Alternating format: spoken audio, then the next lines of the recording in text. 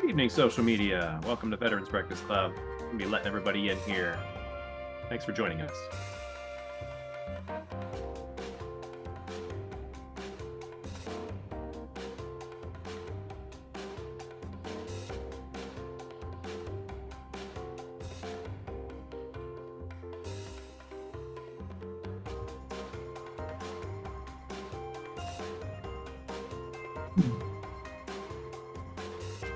Evening.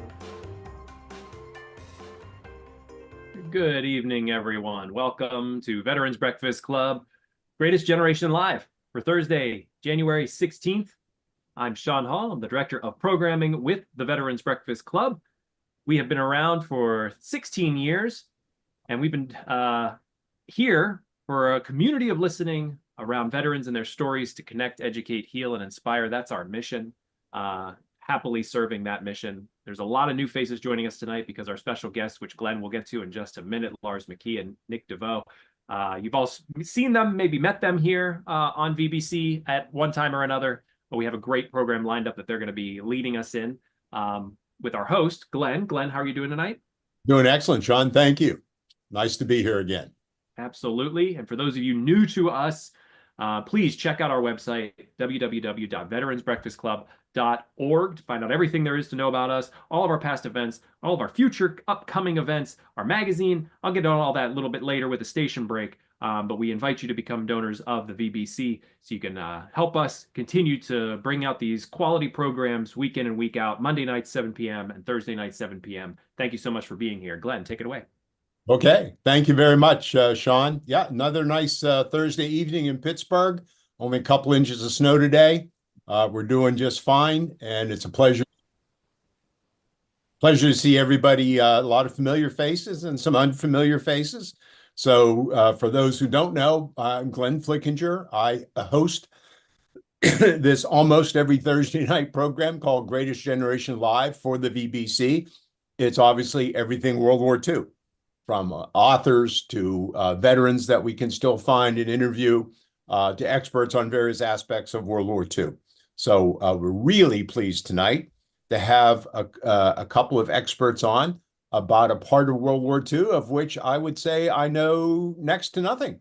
And that's World War II in the Caribbean. And those two experts are, and this is sort of an international show tonight. You know, last week we came straight from Ohio with Barb Smith and her friends, and Carol Popchek. I think I see you on, Carol from Pittsburgh, but we also had a guest on from Cumberland County. So this week it's international. That's our reach now. Sean, that ought to be pretty impressive. Always impressive. Ever since we started the online programs, it's been amazing to me how big our footprint has grown. Yeah. Ed, I see, before we get to Nick, I see Ed Cottrell. Ed, hello, how are you? Thank you for being on tonight, Ed. I'm fine on a cold day here in North Carolina. Well, I'm sure it's not as cold as it is here in Pittsburgh, Ed. But that's for sure. I remember that Pennsylvania weather, and I'm glad I'm where I am. I'm come down to visit you for a week next week, Ed. That sounds good. You're welcome. Okay, thank you. So we have two guests tonight, and hopefully they're both unmuted at this point. Nick Devaux from the World War II log, and his colleague Lars McKee, also associated with the World War II log. Nick is sitting in St Lucia in the Caribbean islands. Did I get that pronunciation reasonably correct? Well, you're in the neighborhood there, Glenn. It's St Lucia, but we'll St Lucia. Okay. Hey, I had a semester of French 45 years ago. I kind of remember it. There you go. And Lars McKee, who's coming to us from Sweden.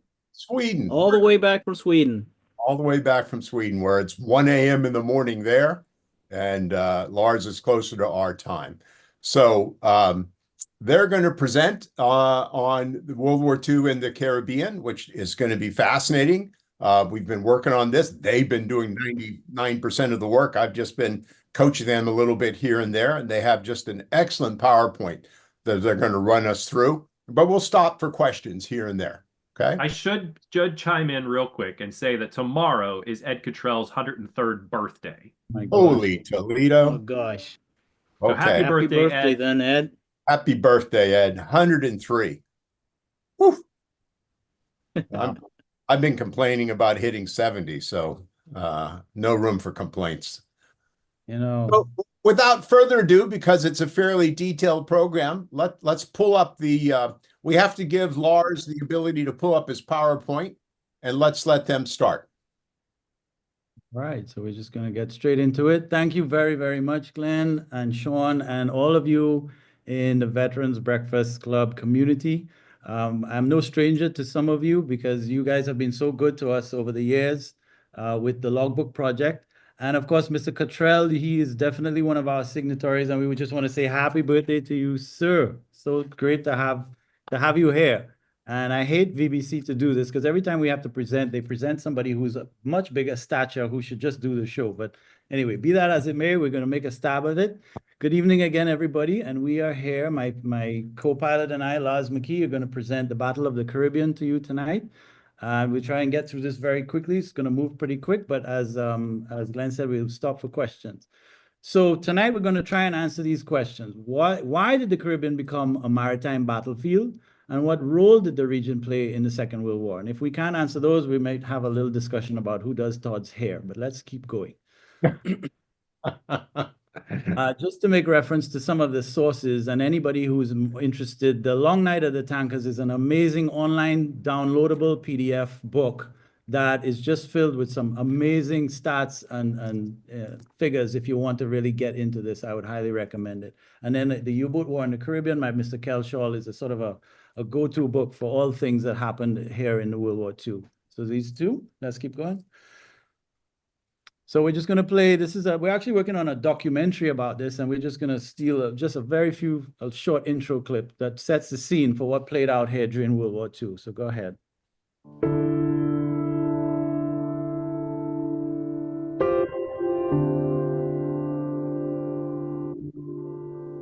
Sometime in 1938, I think it was a German submarine visited Castries. 2 or 3 of the sailors, they walked all over, they went everywhere. They were taking pictures. And they got onto the hill above our house, soldier. My nurse was combing my hair, and they said to us, we take a picture of you. And my nurse said, no. And she turned my face and she turned her face. And they took a picture of the harbor and saw the robbers.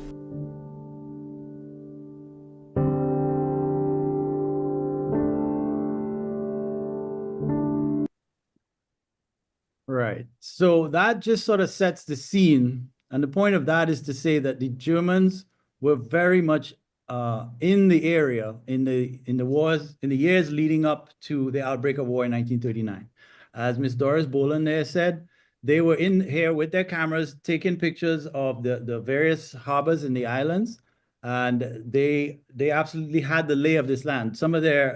Later on, some of their U-boat captains were here on training vessels in the years leading up to the war. So that's a very important stage set for what we're about to describe. Now, this next set is some work by Mr. Paul Hersink, and I think he's with us tonight.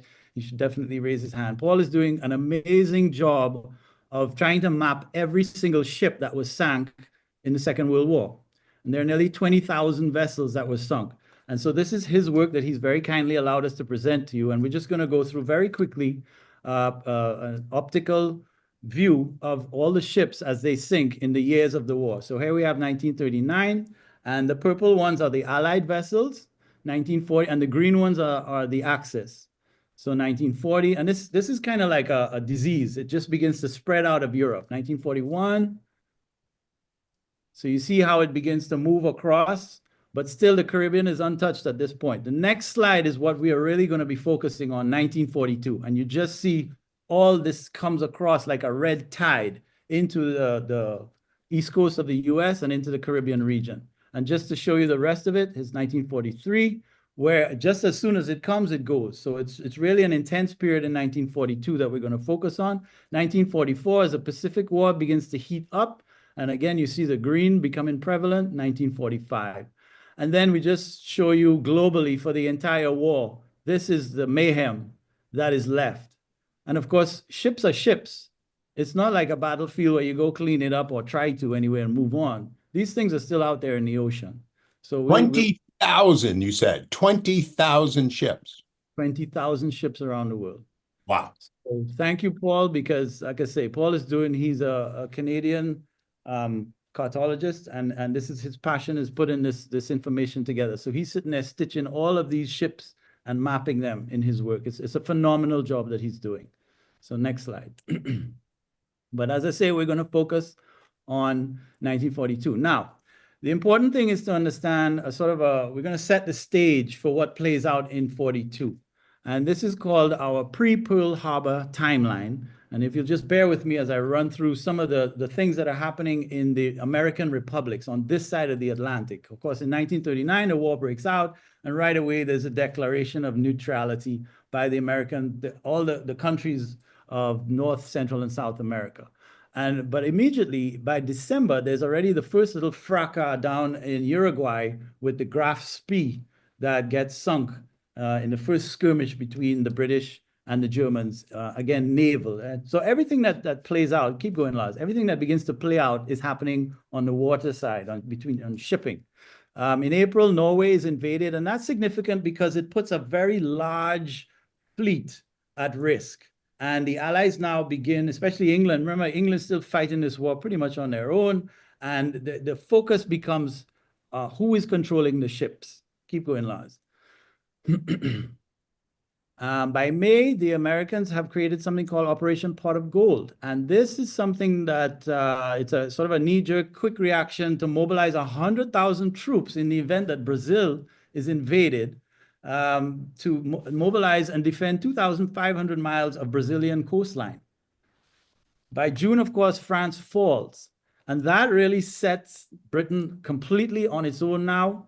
And this begins a domino effect of who is controlling France's navy. This becomes a major point because after Britain, the French have the next most powerful navy.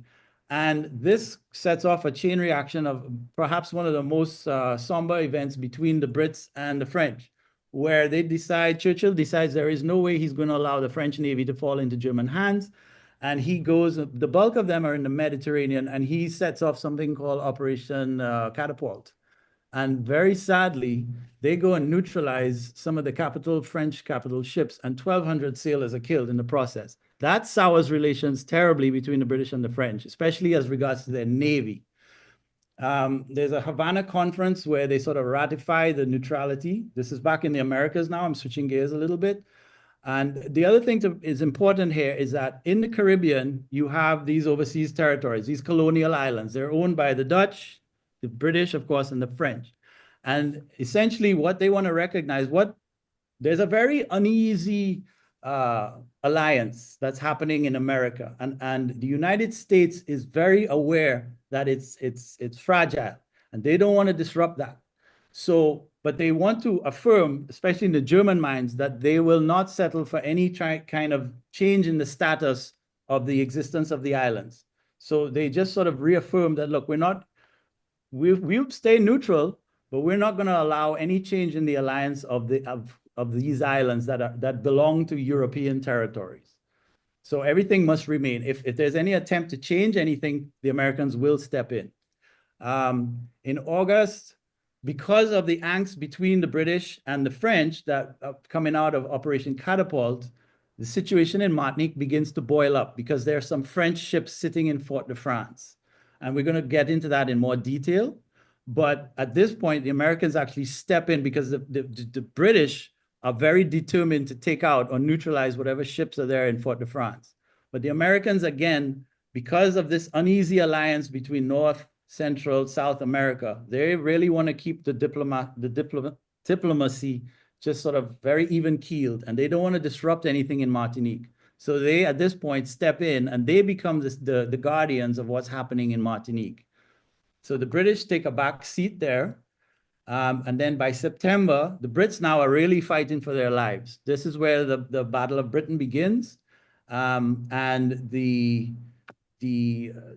Destroyers for Bases deal is signed and ratified. And in this deal, the British get 50 World War I destroyers from the Americans in exchange for a series of bases throughout the Caribbean that form a sort of perimeter of defense for the Panama Canal. Panama Canal has been in the news a little bit again, but it is, of course, a central focal point that must be defended and maintained at all costs as the war progresses. The US now is actually setting up bases in northeastern Brazil because they recognize that there's probably going to be need to start moving stuff over the Atlantic into North Africa. So that's actually happening by September of 1940. And by November, the Americans are sort of guarding, they've taken over guarding what's happening in Martinique. And again, those airfields are now operating. Pan Am has a chain of airfields that goes right from north through central and into South America. So this is the setting that we see moving into 1941. And it's a kind of a uneasy, everything is sort of placated for the moment. The war is really playing out in Europe. And there's a sort of uneasy alliance, and we call this the old ship period, because ships are absolutely critical. Ships are like the currency of the day for Britain. Britain needs to have ships to feed it, to bring oil, to bring supplies, to keep the war with the Germans. All right, so it's important that we understand this whole setting. And so with the bases for destroyers for bases deal, this is what the Caribbean now begins to look like. So of course we have the Panama Canal, and I'm waiting for there we go. And then, okay, so right, this next couple of squares that are going to pop up here, keep going to Trinidad. And right, so these three, Aruba, Trinidad, Suriname, these are critical components in the global setting. The very largest oil refinery in the entire world at this point is sitting in tiny little Aruba, if you can believe that. The largest oil refinery in the British Empire is sitting in Trinidad. Aruba, Bonaire, Curaçao are Dutch territories. And of course, the Germans have already invaded Holland. And the British have sort of occupied the ABC Islands, as they're called. And eventually the Americans come in and take over from the Brits. But again, none of this is news to the Germans. They have been here, as we pointed out in that little video, so they know the lay of the land. And there's a lot of oil and bauxite. All of you who have watched the Masters of the Air series, this bauxite is coming out, 60% of it, I think, Lars, is an important 65% of the bauxite that's being used to manufacture aircrafts is coming out from Suriname, which is just off of our map a little bit, but it's coming there and all being shipped up. I should also point out that America does not have the big oil pipelines that I think you guys have. Is called Big Inch and Little Inch.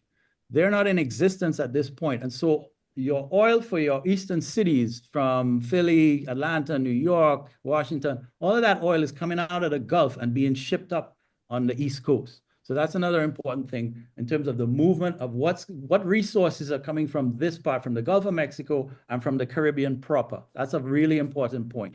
So let's keep going on our perimeter of defense. Of course, so bases are now established in St. Lucia, right here where I'm talking to you from.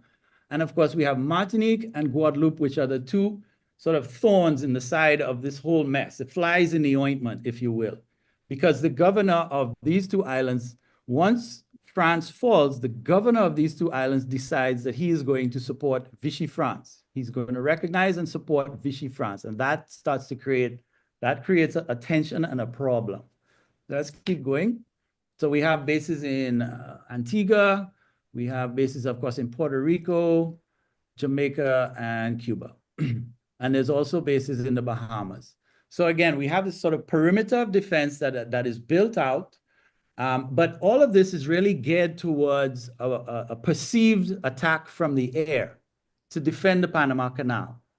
That's sort of what this is all building towards. Nobody's expecting the U-boats to come in. So that's, again, this is all very important precursor stuff for why the U-boats, when they come, are so effective.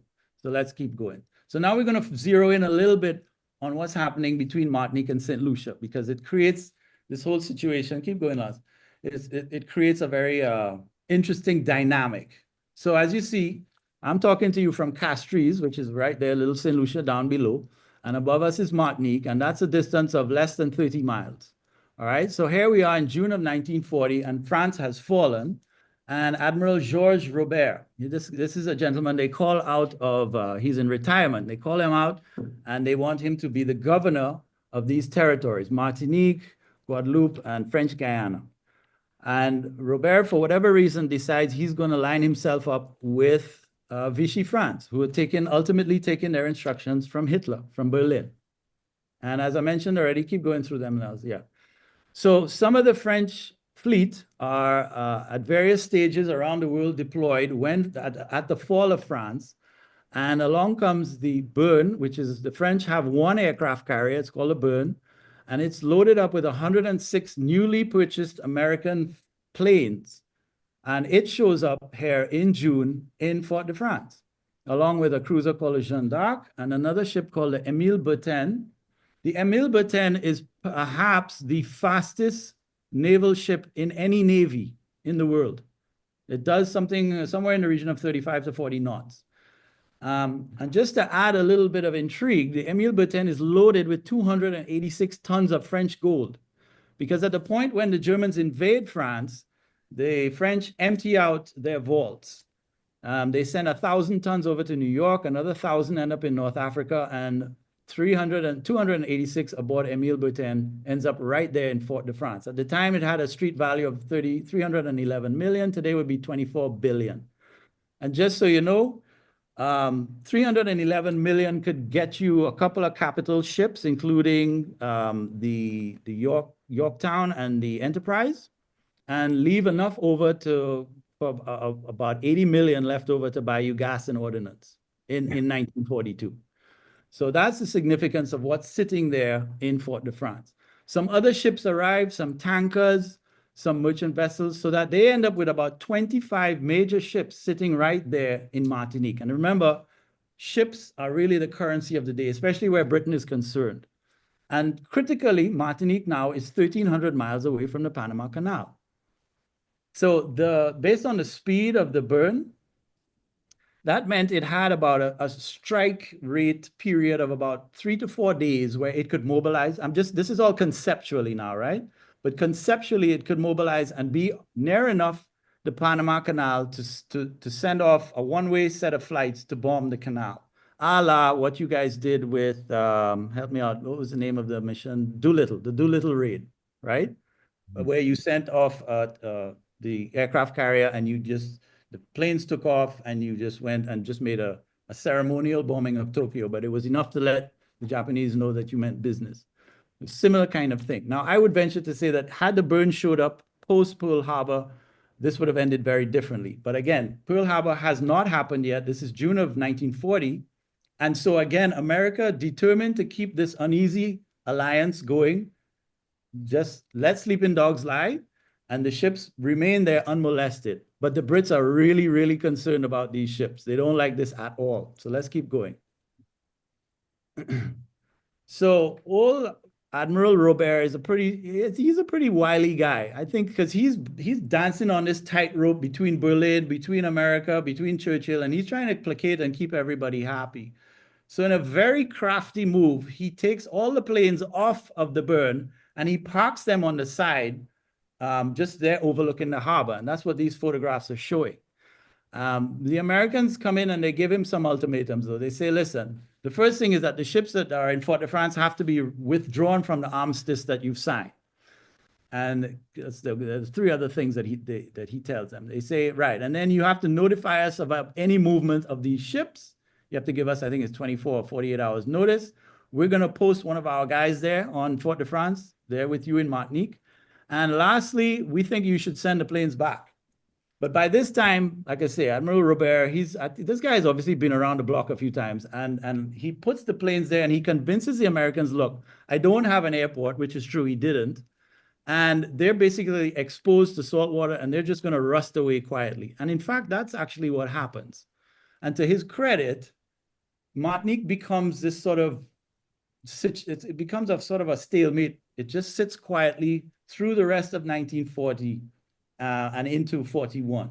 The situation just kind of sits there quietly and everybody kind of goes back about their business of the war.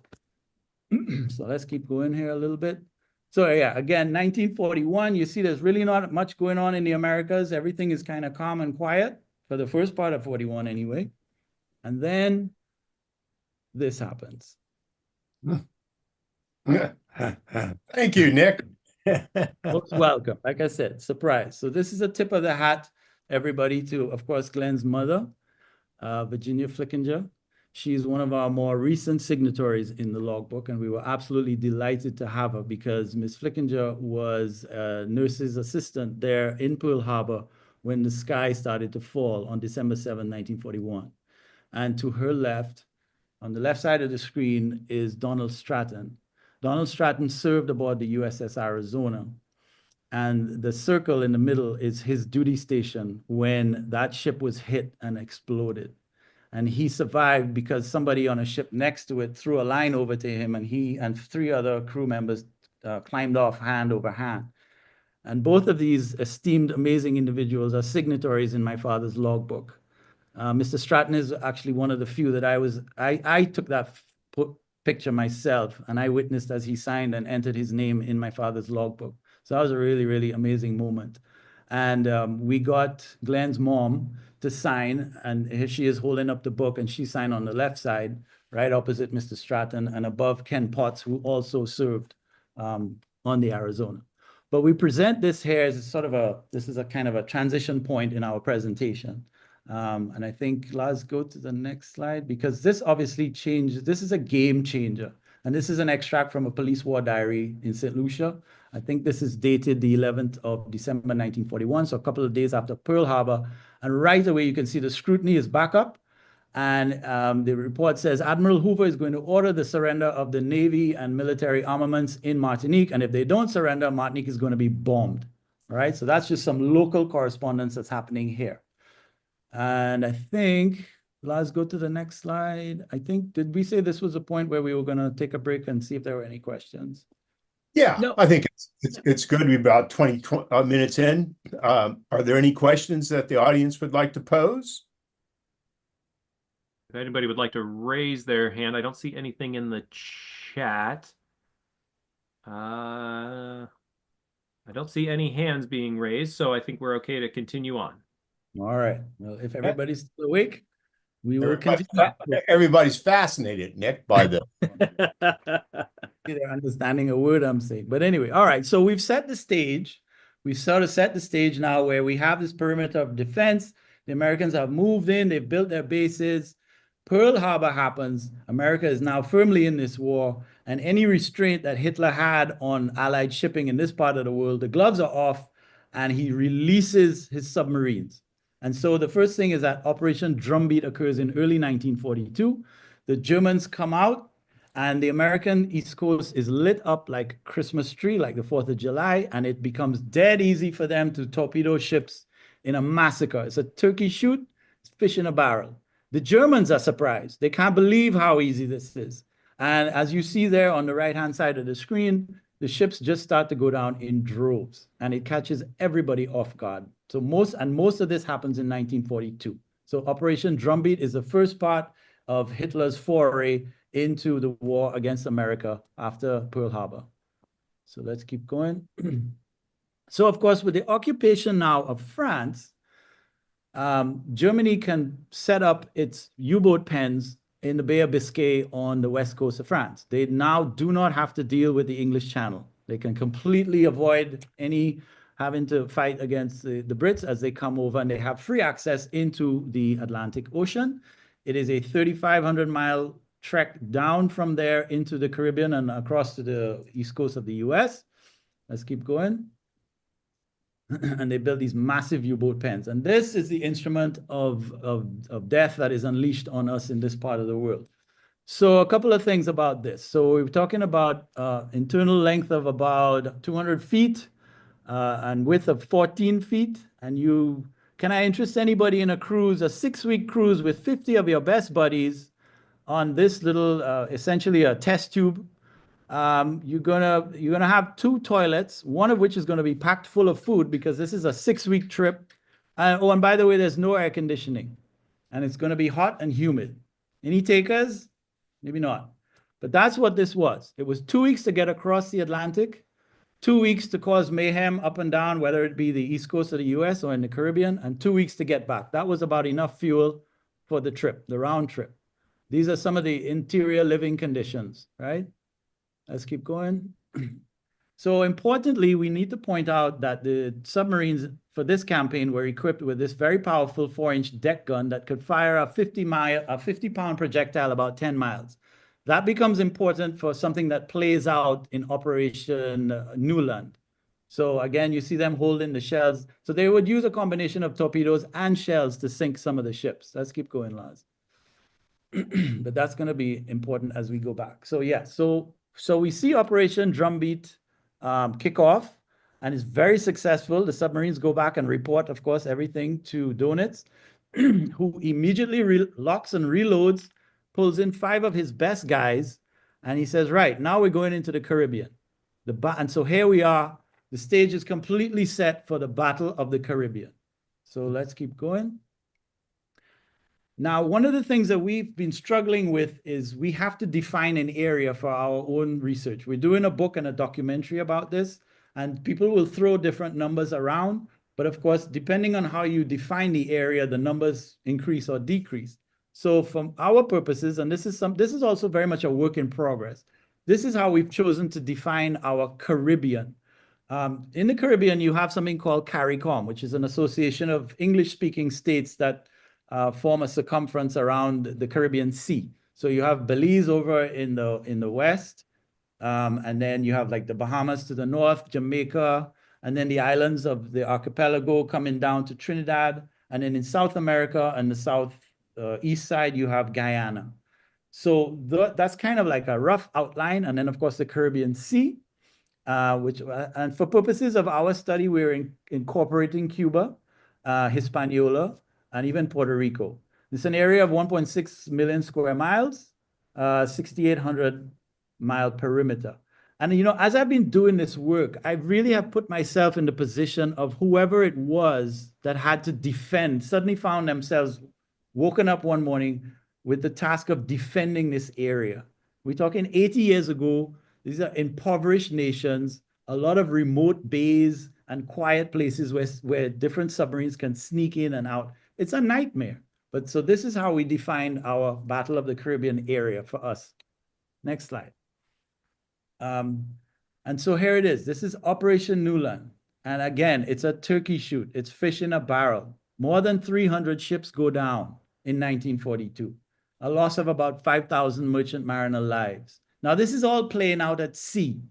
And so people on the island really don't have, unless you're directly involved, you really don't have much of a sense of what is the carnage that is playing out at sea. So let's keep going. And the two things I really want to point out here. So about 632 German submarines were lost in the course of the entire war for a loss of 3,000 Allied ships, an attrition rate of 4-to-1, if you like. But in the Caribbean, where they lost more than 300, where they sank more than 300 Allied ships, they only lost 11 U-boats. And so that's an attrition rate of 29-to-1. So if you're looking through a periscope globally, it looks like this. But if you're in the Caribbean, it looks like this. So if I'm Donitz and I have to deploy my submarines, guess where I'm going? Because I'm getting the biggest bang for my buck in the Caribbean. And it's just mayhem. So Operation Neuland starts in February. They send out, it's actually 6 German submarines, and they sink a total of 31 ships, and they damage another 10. And then working in concert with them, guess who shows up? But the Italians. And they, for whatever reason, decide to just man the waters just outside the island chain. They don't come into the Caribbean Sea, but this is actually their most successful foray of organized submarine sortie, where they sink some 16 ships, 96,000 tons. I need to point out here, the ship sizes that we're talking about is on average anywhere from 5,000 to 10,000 tons. Ships today are so much bigger. The average cruise ship coming into Castries today is well over 150,000 tons. So we're talking about much, much smaller ships. But the impact, they're still carrying a lot of oil and ordnance and cargo. So their impact is really being felt heavily throughout the Allied world and especially in Britain. So Operation Neuland is highly successful, and it takes the Americans a little while. Remember, they are all geared up for an aerial war that never comes. And so they have to quickly kind of figure out what is going on, how are they going to deal with this threat? But it takes them a little while. And in fact, so the Brits are telling them convoy, you need to do convoy, but it takes them a little while. And so the convoys are not introduced until early May, along with other very technical things. Now, this part of it, I'm not very schooled on. I mean, we're going to throw up some things here, surface escorts with Huff Duff. The spotlights, they start to equip the planes with spotlights, which that's pretty obvious that they're looking for the submarines that come up. The subs come up at night to charge their batteries. So that's when they're most vulnerable. Of course, code breaking, which is Judy with us this evening. I know she hasn't been very well. I haven't seen her in a while, but we know all about Judy and her amazing work. That's one of the things that the Allies are incorporating. So it's a whole series of different technological advancements that are introduced that sort of tip the balance back and get the submarines out of the region, sonar and so on. And so by the late summer, the balance begins to shift back. And as we saw in those earlier slides with all the ships, it really, by 1943, they've really removed most of the threat, but never all of it, which is really amazing. So that even up to 1944, one or two subs are still poking around. And here's the thing, because of this big area that I spend a little bit of time telling you about, one or two subs can cause mayhem. They're like the boogeymen. And they show up, sink a couple of ships, and it causes such a knee-jerk reaction because the area is so spread out and it's so hard to defend that it ties up a lot of resources. And as we're going to see, there's one particular instance where an attack took place close to the Panama Canal, and it created that sort of, it created real fear and anxiety, and again, tied up a lot of resources looking for this submarine. So very, very distracting and very annoying for somebody trying to fight a main war either over in Europe or in the Pacific. Let's keep going. So, but anyway, by the end of 42, the balance really begins to shift back, and at least the subs are not as prevalent in the Caribbean. So again, we can stop here because at this point, I'm going to share just some of the personal stories and some of the individual events that took place in the islands. So any other questions there, Sean? There was one. Was there ever a U-boat found? Sunken U-boat. A sunken U-boat, yes. Was it actually located? Yes, there's some in the Gulf that are in very shallow water that have been located. And certainly on the east coast of the US, some of them have been well documented. In the Caribbean, I don't know of any that are actually being dived on in the Caribbean. And the other thing is the waters of the Caribbean are extremely deep. So you kind of go off the island chain and the water just plummets thousands of feet down. So I'm not aware of that. That's a good question. I actually do think they found one submarine and dove and documented it. They weren't looking for it, but they found it by accident. I can't remember the name of it, though. Is that the one in the Gulf? Yeah. Yeah. But that's a great question. And we're going to touch a little bit about that at the very end of the presentation, actually. Somebody in the chat touched on Admiral King. And it was him who detested the Brits, detested the convoy system, despite the fact that it was proven in World War I. And at the beginning of the U.S. involvement in the war, not only did he not embrace the convoy system, although it had been proven, 25 years earlier, nobody asked the cities along the East Coast in the United States to turn their lights off. Yes. So we were just sitting ducks for the first few months of 1942 until they turned the lights off finally. Finally went back to the convoy system, which was the first step in overcoming not just the U-boats in the Caribbean, but the whole U-boat phenomenon in the North Atlantic as well.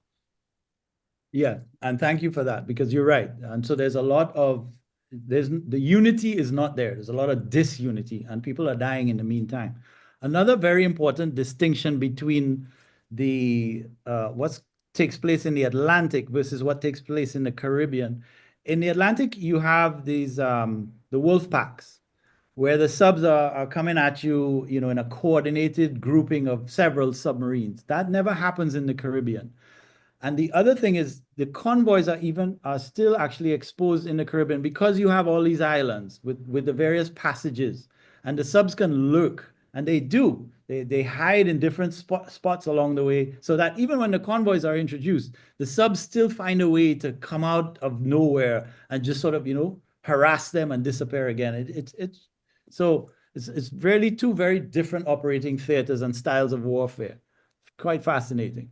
So Mr. Donitz, of course, Karl Donitz, he's the head of the German submarine fleet. Eventually, he becomes head of the entire German Navy. And after Hitler commits suicide, he's left holding the bag for the whole thing. Interestingly, he's prosecuted at Nuremberg, but they don't execute him, and he dies in his older age. And then these are some of the gentlemen that he dispatched in Operation Neuland. Werner Hartenstein on board U-156, and Albert Achilles. Albert Achilles is the guy who ends up coming into St. Lucia, all part of Operation Neuland in those early days of 1942. So we're going to see a little bit of the exploits of these two gentlemen. So Operation Neuland begins on the 16th of February off of Aruba, as we already pointed out. They knew all about the oil, and so that was a pinch point, and they went there to attack it. Werner Hartenstein was sort of like the overall lead submarine, although, as I already said, they're not operating like a wolf pack. They are out to do individual destruction and damage. And he shows up, and on that night, he torpedoes a couple of tankers. One of the things the Germans struggled with, especially early on, is some of their torpedoes were duds. And there's a lot of complaining that, they would fire them off and nothing would happen. And we see this happening in Aruba. So he manages to sink two of the tankers, and then he rises up and he goes to employ his deck gun that we talked about earlier to fire on some of the land-based tank facilities that they have holding a lot of oil on the island itself. And in a very un-German-like move, and maybe they were just overly excited, the gunners forget to remove there's a seal that goes in the mouth of the gun for when they dive, and they forget to take it off. And they pull the trigger, and the thing explodes, kills one of them instantly, and severely wounds another one. And this is where things start to revert back to Martinique, because Hartenstein now radios back to Donitz and says, look, one of my guys is busted up. Can I drop him off in Martinique? And he gets the green light. And so he does. Hartenstein, next slide. Oh, before we get to that, yeah. So here's one of the torpedoes that actually came up on the beach in Aruba. And the next day, the Dutch tried to what do they say? They tried to disarm it. Diffuse it, yeah. Diffuse it, and they were not successful. It exploded, killing 4 of them. Let's keep going. Yep. So back to Hartenstein. The guy's name was Von dem Born. And Hartenstein in the submarine comes across and drops him off in Martinique. And of course, this kind of switches this focus back to Martinique, who was trying to sort of stay in their corners, kind of forgotten. But now, all of a sudden, they're taking this guy on. They operate on him. They fix his leg, and he spends the rest of his war there. But this begins the questions start to come up again. Is Martinique now are they a base? Are they providing fuel to the submarines and this and that? Martinique, for its part, was actually starving. I think conditions were really not good in Martinique. And it was actually the Americans that were keeping them alive. I alluded to it earlier. The Americans were allowing $1 million worth of supplies to come through into Martinique monthly. But this little episode, it becomes a thing, right? It becomes one of a few things. And so, yes, all eyes are on Martinique again. What support is Martinique giving to these submarines? As it turns out, very little. But even that's not necessarily clear. And we're still sort of delving through some of that legacy stuff. But this happens. This definitely happens. So then we're going to turn our attention a little bit to Albert Achilles, who I mentioned earlier. Albert Achilles was a mastermind. The way he would attack cities really left people scurrying. His first attack is in Trinidad. And Trinidad is even closer to Venezuela than we are to Martinique. I think it's just about 12 miles. And he slips through the islands in the north and comes into the Gulf of Paria, which is almost like a lake. Almost, not quite. but it's this huge, flat, shallow body of water. And he creeps in there at night and sits on the bottom of he sits there for a day, and then in the evening, sorry, he came in I guess in the early morning, but he sat there for most of the day, and then he comes up at night and he torpedoes 2 ships. And that sends, a beehive of activity. Everybody is up and about and looking for the submarine. And he then calmly raises the sub, turns on his running lights, and slips right under the defenses that are there, manned by the Americans, because they think he's one of their patrol vessels, and he sails right out. And that's how he announces his arrival into the Caribbean. Keep going, Lars.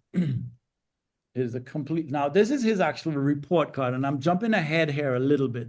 So the first blip at the top of the 2 ships that he sinks in Trinidad. Within about 2 or 3 weeks, he's going to be in St. Lucia doing something very similar. And we'll talk on that a little more detail. But for now, I want to point out something that occurs a little later on in July, when Hartenstein comes back and he slips himself into Costa Rica, into a little port there, and he sinks a ship called the San Pablo. But the significance of this is that this is only 215 miles away from the Panama Canal. So this is one of those episodes I was telling you about where, like, the Americans are completely flustered at this point. They cannot believe that this guy has slipped through and done this audacious act. And it sends them reeling with a whole bunch, how do we have enough defenses in place? How is this happening? Is the canal exposed? So this is the kind of, again, if I would not have wanted to be in King's or whoever had control of this, that would have been a nightmare. So he does that. And here's a really interesting thing. He slips out of there and he's now heading back to France. And on his way, he encounters one of the convoys, AS4, because as we said, the convoys are introduced in May, but now it's July. And he slips into the convoy and he fires off almost like a blind shot. And he sinks a ship called the Fairpoint. And the Fairpoint is carrying, loaded up with Sherman tank engines intended for North Africa. And it was a special convoy. I think Roosevelt himself wanted this convoy to go over because they were desperately needed to deal with Rommel over in North Africa. And the one ship that he sank was the one with all the Sherman tank engines. And we haven't delved into what impact that had, but it's just a fascinating thing about, one of the questions we asked was, how did we impact? So you see in these ways how, seemingly small acts of war, but they have major repercussions for the battlefields of Africa and Europe. So let's keep going. So here we are. It's March of 1942 now, and Achilles, so I'm sort of going back a little bit now. Achilles sails in and comes up to Castries. He's here by the 8th of March, and he's doing surveillance, and he's scoping out Castries Harbor. So let's keep going, Lars. And this is the scene that would have greeted him. Now, this is from an earlier shot, but this is basically he came in and he torpedoed 2 ships at anchor. And this is a photo of Castries. The ship in front is a lady boat. We don't know what the ship behind is, but that's pretty much what would have greeted him when he came into the harbor on the night of the 9th of March and torpedoed the 2 ships. Let's keep going. So we talked about the sources of material earlier on, and those 2 books have been important sources, but I do want to recognize this gentleman here. So this is our cathedral downtown in Castries, and that's an old black and white photo that I've superimposed, and you see how well it fits. It fits because it's taken at the cathedral. And the gentleman there getting married is Mr. William Hugh Armstrong. And he was a lifelong colonial police officer who was stationed here in St. Lucia on duty on the night that Achilles came into Castries and torpedoed those 2 ships. Post-war, Mr. Armstrong dedicated his life. He was going to write a book that never happened. Fortunately for me, I met his son, Ron, and I don't know if Ron is with us tonight from Barbados, but that photo, that's Ron there with his father's documents, which are an amazing source. It's a trove of source documents that Mr. Armstrong spent about 25 years post-war writing to various naval institutions, writing. He even found Achilles' widow, Christelle Pulset. She remarried and had some letters exchanged with her. This is the kind of correspondence that Mr. Armstrong had that we've been able now to use in our research. It's a most amazing piece of documentation. And I'm so grateful to Ron for allowing me. There's Mr. Armstrong himself. He passed away, of course, before I met the Armstrong family or understood their significance. But I'm really, really grateful. So let's keep going. So Mr. Armstrong is there on the night of the attack. And this is Castries now. And these are just sort of approximate positions. U-61 comes into the harbor, and that's about as far in as he came. There is Meadows Battery, which is something that was built up there in St Lucia's colonial days from obviously a British territory. So there were very minimal defenses on either side. There was a machine gun post. Achilles comes in and he sees, and this is all recorded in his own log, he sees 3 ships at anchor, the Nelson, the Amtata, and there's a 3rd ship in the harbor. And this is well documented, many, many references to a 3rd ship. For whatever reason, Achilles does not molest the 3rd ship. He only attacks the 2, Nelson and the Amtata. But what was this 3rd ship? What was it carrying? Why was it there? Now, there are a lot of rumors that run around Castries today that people will tell you, well, the 3rd ship was full of ordnance, and if Achilles had hit that, he would have blown up all of Castries.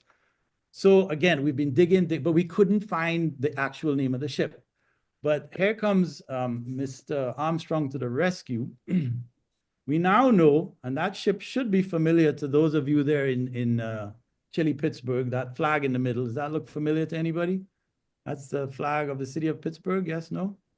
Anyway, we now know that that ship was called the Alcoa Pioneer. And the biggest piece of evidence we got to lead us to it was this is a letter in Mr. Armstrong's archives.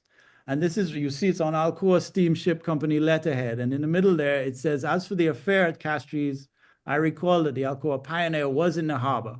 And this letter is written by a fellow captain of another ship called the Alcoa Puritan.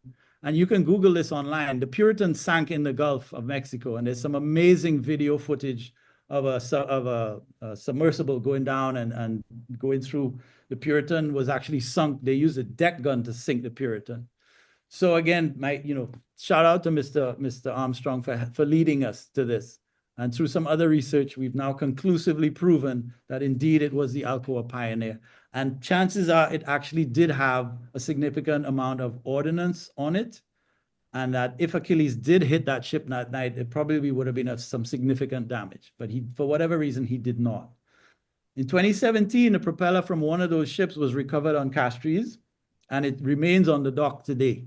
My hope is that eventually we will turn that into a monument and pay tribute to this and the broader story of the Battle of the Caribbean. Let's keep going. How are we doing for time? Yeah, we're pretty good. We're right about 7:50. So we can just keep going for another, say, 10 minutes or so, and then we'll take a break. Perfect.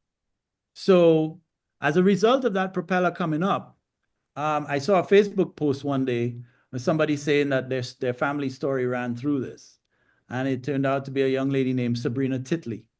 And the story of the Titleys was that as a family, they were on board the Lady Nelson. They were coming from another island in St. Kitts and moving down to Guyana. And on that night, when Achilles came in, this family was on board the Lady Nelson. And the ship was torpedoed. They were on board when it happened. Of course, the ship begins to sink. It does not completely sink. They settle into the harbor bed. But they all have to get off the ship. The ships are burning. It's chaotic. And so the woman in the yellow jacket about to sign the logbook is Miss Catherine Martindale Titley. She was 5 years old. And the lady on the right holding that paper is the daughter of Catherine, and she's her mother's handwritten records, memories of that night. So these are all part of the stories that I am building into the documentary and the story that we tell. As a result of that torpedo event, though, the Titleys remained in St. Lucia because the wife, the mother of these children at the time, she looked at her husband and she said, well, if you think I'm getting back on that ship to go anywhere, you've sadly mistaken. And so they remained. And they're probably the only family that I ended up staying and living in St. Lucia as a result of that. So again, just part of how these things affect real lives. This is Mr. James Jolly, who came to St. Lucia aboard a tugboat called the Edmund J. Moran to tow away the Amtata. And at a certain point, he also towed the Lady Nelson. When the Amtata was off of Miami, another submarine came up and torpedoed it a second time. And in fact, the Edmund J. Moran was still in service in the Chicago area up to about 3 years ago. And that photo that just came up on the screen is a modern day photo of the interior. Now, the whole hull, the whole top section of it was totally rebuilt, and it was renamed the Barbara Andre. But this vessel was still operating, like I say, up to the last 2 or 3 years. But Mr. Jolly, the point about this is that Jolly talks about them having to sever the cable because the Amtata was going to drag the tugboat down with it. And here you see the size of the cable, and you think, wow, I don't know how they did that. Maybe they had a release or something, but to have to cut through that in a short space of time must have been pretty, like I say, I don't want to guess, but that's what they were faced with, and that's what they did. They cut the cable, and the Amtata sank, and it's still off of Miami today. Let's keep going. These are some of the other, people and places that I've been interviewing along with the story. Doris Boland, who we saw in the movie at the beginning, she's the one talking about the Germans trying to photograph her. Mr. Haynes Cyril is one of our veterans here. He was there on the night helping to recover some of the bodies the next day. Mr. Morplazy was just a schoolboy. After the whole event with the sinking, the Allies put up a submarine net across Castries Harbor, and the Germans came back and mined it subsequently. Let's keep going. And Mr. Morplazy was helping to build that net. They used schoolboys to come down and make loops of cable, and they strung it all together and put it across the harbor. And Mr. Morplazy was one of those St. Mary's College boys who built that net. This gentleman, for those of you who may have seen the movie Hacksaw Ridge and the story of Desmond Doss and his determination to go into war and help people, pull people back together, this is our equivalent, our maritime equivalent of Desmond Doss. This gentleman is Mr. Captain Ashton A. Reed. He's from the Cayman Islands originally, and tell the people why he's significant, Lars. Let's just show them the rest of it. He manned a vessel called the USS Killerick, and he went about the Caribbean recovering and salvaging these vessels. And in fact, during the course of the war, recovered over $700 million of salvage of ships and cargo. And even later on was involved in the salvage of the Normandy in New York. So just an amazing figure that I sort of stumbled upon. It was his report that confirmed for us that the propeller from the Lady Nelson does belong to the Lady Nelson. So it's a really compelling piece of documentation that we have that confirms that this propeller and fits perfectly with the description of what he said it was. So that's how we know. So I'm very grateful to him. That would be a great story. He must have some great stories. This is just to show the heavy censorship that was in place. So ships are being sunk, and they're being sunk, and there's a lot of loose talk, and people are talking. But this is one of the newspapers in Trinidad. You see, it says 2 ships were damaged but not sunk. Well, that's a total lie. And casualties were slight. Well, at least 25 people were killed and several more injured. So, of course, they don't want to, each side is trying to play off and not let the others know that how impactful and deadly these things are. And this plays out in all the shippings. Everything, they just try and sort of gloss it over. Let's keep going, Lars. This is the net that I talked about earlier. Let's keep going. Again, the Germans came back and they laid mines. So back to our little situation, our little delicate dance of, Martinique and St. Lucia. And I don't know why, but something about this Pierre Laval becoming the premier of France ratchets up the tension now. And Rear Admiral Hoover arrives in Martinique immediately and is like, okay, it's game over time with these ships. It's time for you to immobilize them. And they do. And we'll see exactly that the aircraft carrier, the Emile Bertin, they remove the components that allow these ships to start. And they are immobilized at this point. It's like, okay, we just need to make sure that this is put to rest. And then later on, I don't know, Lars, you want to jump in here on anything? Yeah, well, I mean, the carrier burn is basically immobilized by running it aground, just near the entrance, and it's later refloated and towed over to US. They tried to kind of recommission her to get her back, into service, but I don't think that they're never successfully able to do so. She ends up being like an aircraft transport, really. The Jeanne d'Arc and the Emile Bertin stays immobilized until about mid-43, when they actually joined the Allies, as the Vichy France. So, I mean, kind of falls, and then they join the Free French and sails under their flag, and then they participate in a lot of the Mediterranean actions, and they both participate in the Operation Dragoon, which is basically the liberation of France from the south side, where the Operation Dragoon was basically a landing on the south of France. So yeah, so that's their fate. So let's keep going. But so this is the view out of my kitchen window, literally. That's Castries. I mean, I know you guys are freezing up there. I'm sorry to do this in the depths of winter. Rub it in, Nick. Rub it in. Yeah, we feel for you, Nick. We feel very bad for you. Yeah. What do you want? All right. So, but the point of showing you guys this is that I grew up with this every day. And so when I started to dig into these stories, it really, I'm sorry, but these things have been living in my head rent free, you know? And so this, again, just to make the point, that's Martinique right there. That's Vichy occupied Martinique. So you go back 80 years and this is the scene that's playing out. So as we talked about this, let's keep going, Lars. It's all, so again, I'm there in Castries, and this next set of things that we're about to tell you, and we'll try and wrap this up in a few minutes. So on the 18th of May, a ship called the Quaker City is torpedoed. And this is significant because some of the survivors are picked up by one of the American destroyers called the Blakely. And just a short while afterwards, the Blakely is torpedoed by our good friend Hartenstein, right close, within 3 miles of Martinique. And again, you have this situation of this tension that's right. What is Martinique doing? Why is there a sub sitting so close? What is going on? The 60 feet of the Blakely are blown off, and they immediately go into Fort de France, where they do some short-term repairs, and then they stagger down into Castries. And there's a video online. We didn't show it because it would drag this on, of the Blakely entering into Castries in May of 1942, with the whole bow just totally ripped off. Within about 6 months later, Robert actually eventually gives up, and he goes off to Puerto Rico. And so Martinique becomes, in fact, the first liberated French territory, even before D-Day and before all of that. So and again, we haven't gone into all the nuances of what's really happening in Martinique. This is the Blakely. There were at least 6 casualties. And eventually they sent it back up to the US, where they put another bow on the ship and sent it right back out into service. It's quite an amazing story.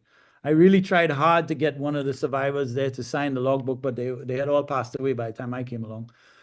This gentleman, John Heller, is a great story. He was aboard the ship that that was torpedoed by U-156, and he ends up coming ashore in Barbados, marries a Barbadian woman. He was an American serving out with the Flying Tigers in Burma. He was on his way back to America to join up with the armed forces.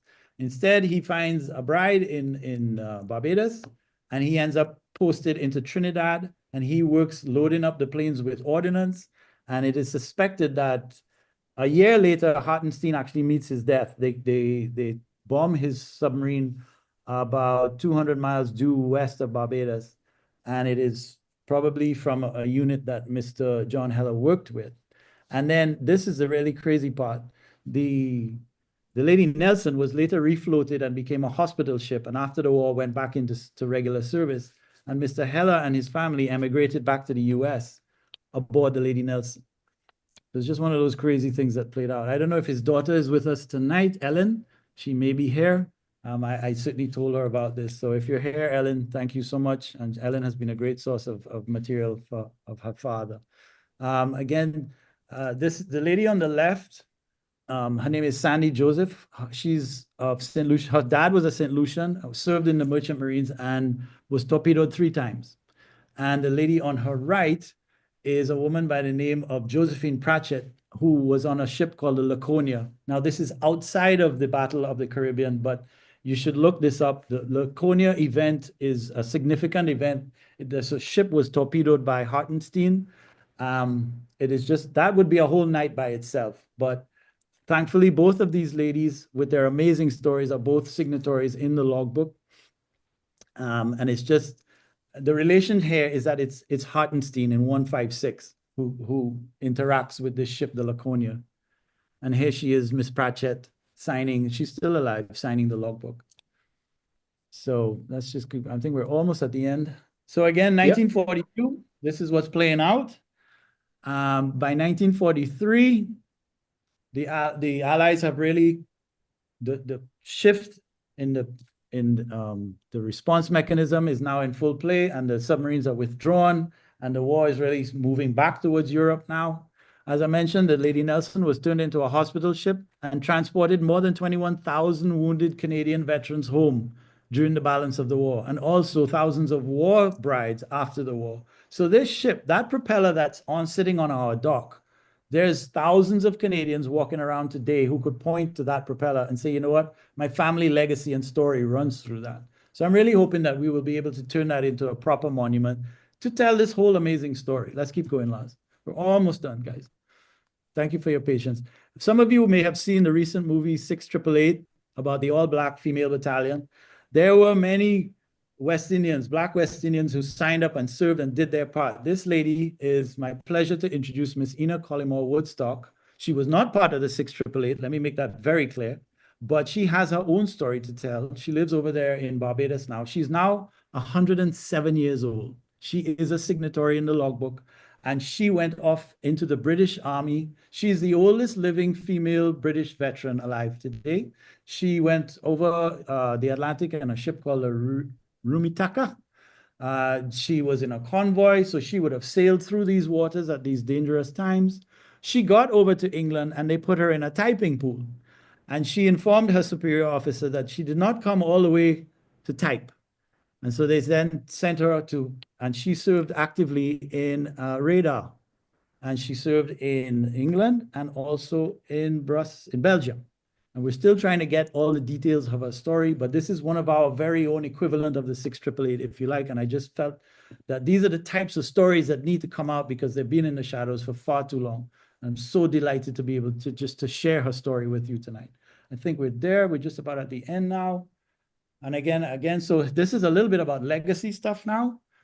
Let's keep going quickly, Lars. Let's wrap this thing up. And of course, all of these ships are still out there, and some of them carried oil. And so now we're into something called PPWs, where oil is slowly still leaking out. And Lars, let's just show them the next couple of slides. And this really came home to me because of a ship called the USS Mississinawa. The Mississinawa was a Navy oil tanker that was sunk eventually in Ulithi. But in 2002 began to leak oil, a lot of oil. And the US Navy went down and eventually took off 1.8 million gallons of oil from this one vessel. But what really hit hard was that prior to going over through the Panama Canal, the Mississinawa sailed down to Aruba and took on fuel there in 1944. And on leaving Aruba was chased by a German submarine. Well, not all the way, but had to outrun a submarine on its way to the Panama Canal, even outrunning the escort that was assigned to it. The son of one of the sailors is a gentleman named Mike Mayer, and there he is. And Mike, if you're there with us tonight, thank you so much. Mike is like one of our benevolent directors. He wrote a book called Chiton, which is the story about the Mississinawa. He's a signatory, and we are so grateful to Mike Mayer and the doors that he has opened to us. And I think, so now some of this is legacy. Some of this is work that we are now doing to understand what's in the Caribbean waters, what ships are there. We have discovered at least 23 wrecks that went down at the time full of oil. Collectively, among all of them, about 60 to 70 million gallons of oil. Some of it may have leaked out, but maybe not all of it. So this is an area that's just like brand new for us that we're delving into now, trying to figure out what really lies in our oceans. And I've talked enough for tonight. I want to thank you all so much for your attention. And I think that just about wraps it up from us. Thank you. Okay. Nick and Lars, thank you so very much for such a professionally done, well done presentation. Can we take down the, there we go. We'll go back to our, thank you so very much, Nick and Lars. Nick, I can just feel the pride coming through you telling this story about the St. Lucians and their role in World War II. And you should be proud of it. And you should, shout from the rooftops that there was a role played not only by them, but by all of these islands in the Caribbean. So thank you very much for bringing this to us. That honestly, it is a privilege. You're right about that. I am very proud to tell the story of what these little islands contributed. I am. Thank you. I was embarrassed that I didn't recognize the flag of the city of Pittsburgh. So listen, it's about 8:10.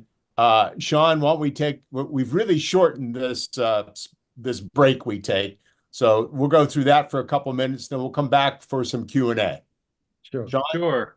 Great. We'll just thank our sponsors real quick here. First up being Tobacco-Free Adagio Health. They are dedicated to preventing tobacco use. You can check everything they have on their website, tobaccofree.adagiohealth.org. They are educating people, children especially, about healthier places to live, work, and play. We'd also like to thank UPMC for Life for sponsoring the BBC. They can help you make sense of Medicare, get the answers and information you need, such as how to choose the Medicare Advantage plan that's right for you. And UPMC for Life has plans designed for veterans by veterans that can save you money and get you more benefits. You can view all your plan options by going to upmchealthplan.com/Medicare. Thank you, UPMC for Life and Tobacco Free for supporting the VBC. We have an online survey. I'll put the link into the chat. Just love to hear everyone's thoughts in the chat already. It looks like a lot of people have been enjoying greatly this program tonight. But also the survey is a great way for us to just monitor what everyone's thoughts are. And as we move forward into this year, we have a free VBC magazine. This comes out quarterly. If you don't get it, it's because we don't have your address. Please send that to us. We are happy to put this into the mail for you. It is filled with the veteran stories that we hear in all of our programs. Next up will be, as you see on the right, the winter edition, The Oath, History and Meaning. It'll be about, I think they're about 32 to 35 pages. Like I said, fantastic read. And if you'd like more than one, if you'd like 5, 10, 25, even 100, let us know. We will be happy to ship you that many if you'd like to go out into your community and put them at your library, your mechanics, wherever you like. It's a great way to get the word out about VBC. Monday night, we have an open conversation. This will be a continuation from what we did at the beginning of the year. We were unable to get through as many topics as we always want to. We have so many topics to get to that it's really hard to fit them all into 90 minutes. So we're coming back with another open conversation on Monday night, 7 p.m., same Zoom time, same Zoom channel, and then we'll be back, I believe, Thursday night, remembering those buried overseas here with Glenn. So look forward to these upcoming BBC programs. Right now, we are in winter in Pittsburgh, so we do not have any in-person breakfast scheduled until the end of March, when we'll be celebrating or honoring Vietnam Veterans Day. Okay, great. Thank you, Sean. So there was one question I caught in the chat. I think it came from Brad. Brad, you want to unmute? Let me find Brad. I got him. Adam, want to unmute him and let Brad ask the question in person? Brad, you should see and ask to unmute. Okay. Go ahead. Fascinating story, Nick. Thank you so much. I was wondering about the U-boat captains. Were they hardcore Nazis? I know compared to the Luftwaffe and other branches of the German services, some were very, very staunch Nazis and some weren't. How was it in the submarine service for those U-boat captains? Brilliant question. The submarine, and again, this is nuanced, and I can only tell you from my experiences, but you see the living conditions of these submarines. You see how these guys have to rely on each other. This, especially the submarine, and a lot of them died. I don't think they really even had time to think about what was, I'll give you a few examples of things that I encountered. So my initial reaction to that is no, they really were not, I don't think of them as Nazis in that sense. I mean, they were serving a Nazi government, but here's one example I can share with you. I told you about Mr. Armstrong writing to the widow of Achilles. Well, the same thing happened in Barbados with another submarine captained by a gentleman named Offerman. And again, he torpedoed a ship off of Barbados. And Glenn, you've been to Barbados, in Carlisle Bay, and the ship sank in the same way. Yeah. After the war, Mr. Armstrong found Mr. Offerman's widow, because Offerman was dead. And he had actually more correspondence with her than he did with Achilles' widow. And at one point, he wrote an article in a newspaper, and he made the use of the word Nazis. And he sent the article to this lady. And she wrote him back a blistering letter. I mean, she took him to task and she was like, my husband was not a Nazi. And how dare you refer to him? They were just simply doing their job. They were proud Germans. Blah, blah, blah. They did not espouse any of this. So it's a really, this is the thing about war. War is this big, massive thing. And but within there, these individual stories. And so, it was just so interesting to see this lady dress him down and take him to task for daring to refer to her husband as a Nazi. He was not a Nazi. And so my nuance with other readings and stuff is that these guys really were just there to do a job, and they did not really want to delve into the politics. They were very, very, they had a sort of a father-son relationship with Dönitz himself. If you notice, Dönitz was not, he was not executed at Nuremberg for whatever reason. They decided he was, so but I don't want to proclaim anything. It's nuanced like anything. There was one instance of, one or two instances of boats being machine gunned by the captains after they sank. But in most cases, most cases, the captains would come up and they would offer water, fuel, and they would say, look, sorry for sinking you, but this is war. And they would go and leave people unmolested. The story, if you... Nick, sure. I unmuted Paul Heersberg, or Hearsake. Hey, Paul. Hey, Paul. He commented in the chat while you were talking, and I just Paul, first I wanted to bring you in and just congratulate you on the work you've done, and the little sampling we saw of it is fascinating. Those maps. Thank you very much. I've people know I've studied World War II all my life. I could not have told you that there were 20,000 ships sunk in World War II. I'd have guessed something else. I don't know what, but I'm just still taken by that number. Paul, maybe a little more about these German U-boat captains from your perspective? Yeah. Hi, thanks for having me on. I guess, I mean, I saw that on your schedule, you have a session on the story of the Laconia, and Nicholas, of course, referred to Hartenstein as one of the captains, and the captain that torpedoed that ship. And, his response to that situation, I mean, it was very, taking it from a very humanitarian perspective. I mean, he didn't realize the ship that was carrying actually Italian prisoners of war. And I think, I don't know, there was a couple of thousand people on there or so. And so once he realized that there was a lot of people involved and the ship was going down, I mean, he called for, asked what he should do, and he called their number of other submarine U-boats in the area came in to assist. And I mean, well, you'll hear the story, I guess, at the end of the month.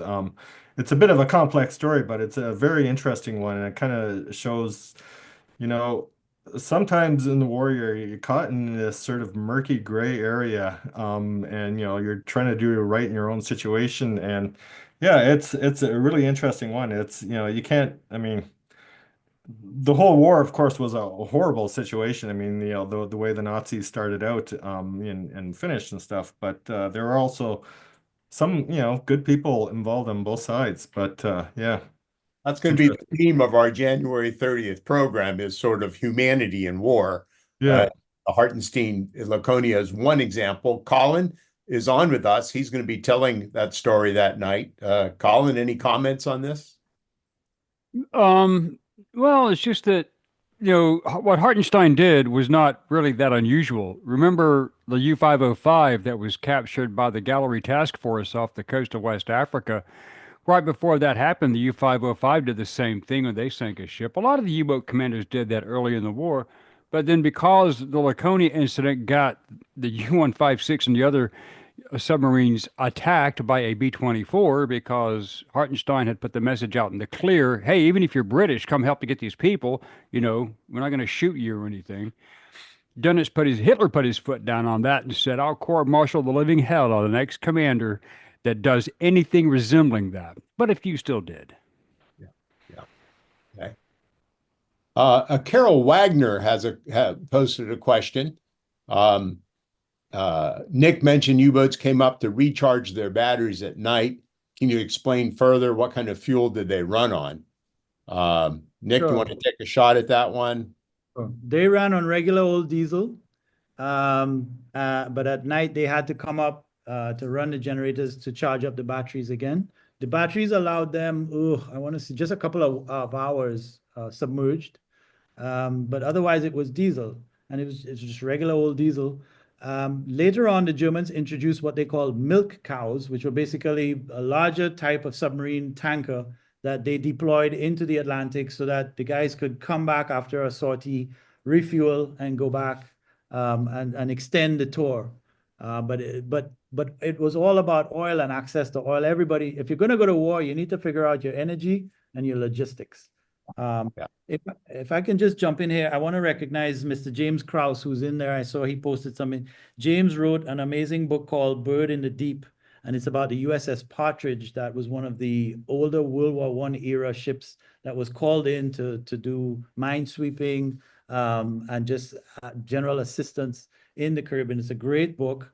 That ship ended up serving on D-Day as well. So just another, if you're interested in reading some of these stories, and James has been a great resource to us. So thank you, James. Let's unmute James. I'm looking for him. Is he listed as James Krause in the? Should be. Yes. Yes. There. Hold on, please. And Colonel Don Patton, we'll get to you next. Sure. Yeah. Thanks, Nick. Good night, everyone. What an amazing presentation. What an amazing group that Nick introduced me to here. Yeah, the partridge. I mean, the story that I was going after was, it really is the true story of the Caine Mutiny, and like Nick said, it ended up being sunk off the coast of Normandy. My grandfather served on that ship, and about 10 years ago, I decided to interview all of the men that were still alive from that ship, and really found this amazing story about the ship in the Caribbean. And it really was kind of the place where they came together as a team and learned to work together as a team, and just this amazing corner of the war that I had never heard about, and it's just amazing to see the work that Nick and his team has done to bring that to light. And looking at all the maps and everything, I was thinking about my book and my story was really confined to this very small ship of about 75 men, basically racing around the Caribbean trying to rescue as many ships as they could that had been torpedoed. I think history goes from being a pinpoint of these personal stories to being this wide map of 20,000 ships sunk all over the world. It's the fascinating part of World War II, isn't it? I mean, it is a world war, but you can bring it down to the stories of individual people. And I think it's 80 years hence, it's really important for us to remember these people, especially these people that were just mentioned tonight by Nick, who most of us have never thought about or heard about some of those stories. So thank you for your contribution. Where are you from? Where are you I'm from Cleveland, so we're neighbors. Oh. Just about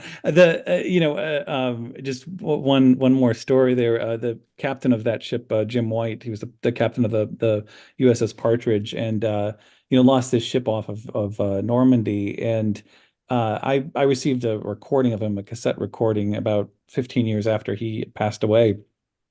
And in the recording, he talked about, the water levels in the English Channel were low enough that some of the shipwrecks were actually starting to come to the surface, and he had this kind of fantasy of going back there and walking out there and finding his ship again. You think about all those 20,000 stories and all those lives impacted, and everyone who served aboard a ship always talks about it's your whole world, and then for it to disappear underneath your feet is just an experience that I think is I don't want to say amazing, but I mean, it's just something that is every time you hear about it, it has this very sort of personal resonance to it. And I just think about all those stories underneath the waves 20,000 times however many people. You probably have millions of stories. Yeah. And James, thanks very much. If you would reach out to us, send us your email address. We'd love to talk to you further. Maybe have you involved in one of our programs someday. Absolutely, would love to. Just go to our website and take a look. Okay. I'll do that. Just a couple of comments, and we'll go to Don. We call these things submarines, but if you do enough reading about it, compared to what we have post World War II, they really were barely submarines. They mostly ran on the surface, right? Most of the time, only submerged to protect themselves or to attack a ship. So very, very primitive submarines. And then you think about what the World War I submarines were like, even more primitive. And I put it in the chat, but I want to say it. If you would like to see a movie that I think is one of the best war movies there is, and certainly among the top 10, and gives you a great view of what it was like in a German U-boat, the movie is called Das Boot. It's a German movie. It's been around, what, 25 or 30 years.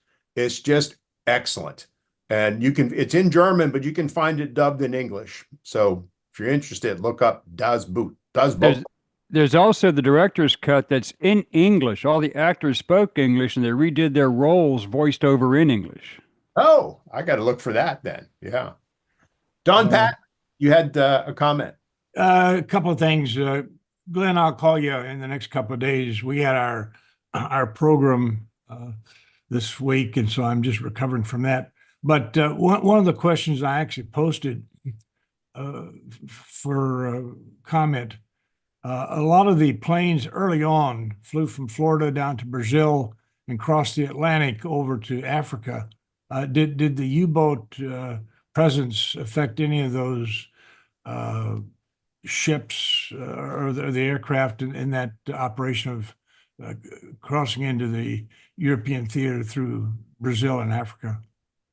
Anybody want to take a shot at that, Nick or Paul? Or So I can't give a good answer.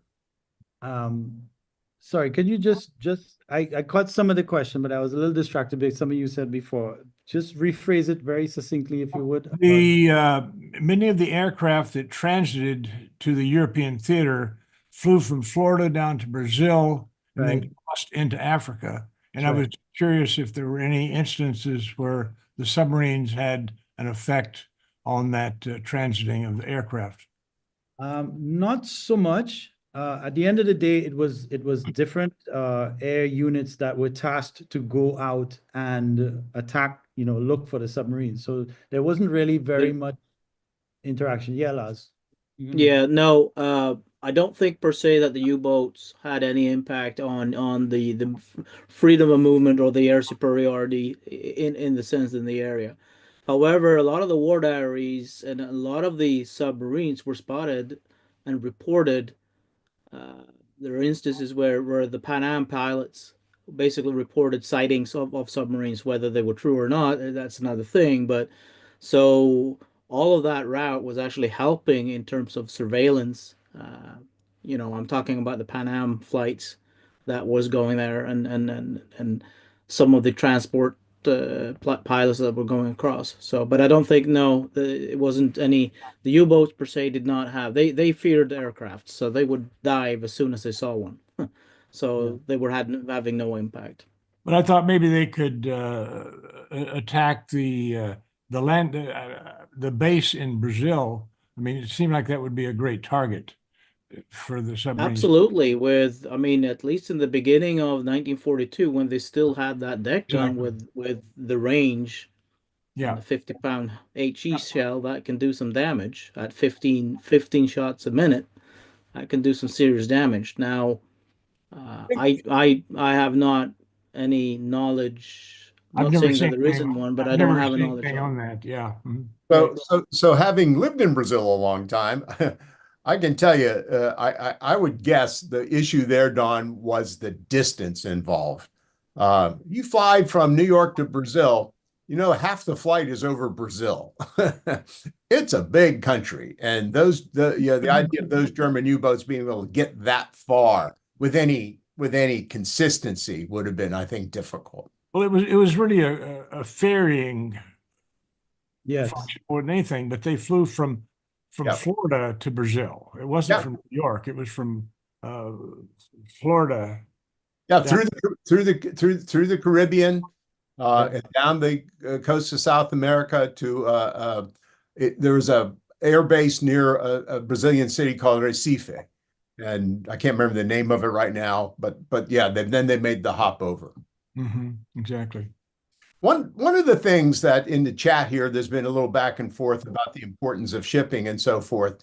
And when I go teach World War II in various places, I emphasize that the shipping was so important that the point I illustrate this with is it was not until July of 1943 that in the North Atlantic, we were able to build more tons of ships than the Germans were able to sink on a monthly basis. Up until July of 1943, the Germans were sinking more tons of shippage than we were able to build. And that had huge implications on the logistics of World War II, not just in the Atlantic, but in the Mediterranean and in the Pacific as well. So the part that this played in the Caribbean was just so well illustrated tonight by Nick and Lars. And anything else? We're getting close to the witching hour. In fact, it is the witching hour. Yes. Anybody have any last questions or comments? I Glenn, feel like there was brought up about sort of the surface raiders, unless that's a whole second program that I'm sure we could get into, but that was brought up in the chat. I can post a picture. You want me to do that? yeah, do that just very quickly because Glenn, you mentioned Das Boot. And this gentleman is the last living one of them. And here he is signing a page in the logbook. Oh, wow. Wow. Yeah. And that was courtesy of a crew member. Yep. He is the last one. He died, I think within the last year and a half or so. And that is courtesy of a gentleman named Kirk Bissat, who is a Canadian teacher over in Vancouver. And Kirk does amazing work with German veterans.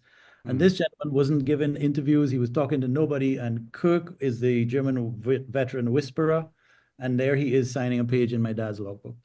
So. Excellent. Nick, that logbook is a treasure. And I think we ought to be locking it up in a safe place at some. It's right here behind me. Well, when Beth brought it over to my mom's and I took it to my mom's with Beth to get signed, I'm like, I'm nervous. What if I have an accident on the way over? What if, what if it rains on it? I mean, that'll be another show. We'll tell you some of those stories. But anyway, thank you guys so much. I see Colonel Don Patton has his hand up. Don? Find him. Let me find his window. I got it. Here. I got it. Okay, great. Thanks. One thing I just make people aware of it started on January 1st, but the Smithsonian on Wednesday nights, so it doesn't interfere with Mondays or Thursdays, has been doing documentaries on World War II and some really spectacular. So Smithsonian Wednesday nights, I think they actually start about 4 and go to 1 or 2 and a lot of reruns, but I highly recommend what they're doing there. You're talking about the Smithsonian Channel on television? Exactly. Yeah, the Smithsonian Channel, right. Yeah. I've got that on automatic recording. So I record them all and I go back and watch them at some point in time. Yeah. That's a great series. Thanks. Well, listen, Sean, unless there's anything else, let's close up shop and thank you so very much to Nick and Lars for such a fascinating presentation. As always, Ed Cottrell, we're so happy to have you on our programs. So many other faces. I can't say thank you to everybody. Those of you who came in via Nick and Lars and St. Lucia, thank you so very much. Please come back. Please tune in every Monday or Thursday night at 7 o'clock Eastern Time. We'd love to have you. Thank you so much for having us, Glenn and Sean. Of course. Thank you all. We'll see you all Monday night for Open Conversation.